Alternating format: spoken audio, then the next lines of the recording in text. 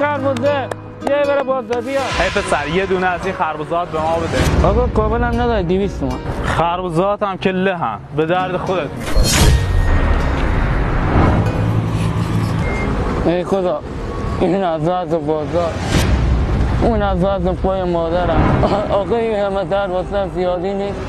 پس تو عدالت نگاه کردم. آقا پسر اگه حرفات با خدا تموم شد یه دونه از اون خربزات ما میدی؟ هی آقا کدوم خدا؟ باشه کس. حالا چرا اینقدر ناراحتی؟ این همه گلوی شکایت واسه چی؟ هی آقا شما درد دل ما فکی بیچاره‌ای که نمیدونی. اون وقت خرج عمل مادرم یه هفته دیگه با این سنه که من خرج خونه با منه. خدا بزرگه. اما خدایی که به شما این کار داده که 50 میلیون واسه شما پول خورده ولی واسه ما 50 میلیون با یک اون سجده بزنید. ولش کن چرا من داره اینا به شما میگم خوابتون هم نداره. صدا اصلا دست در نکنی یه شماره کارت بهم میدی؟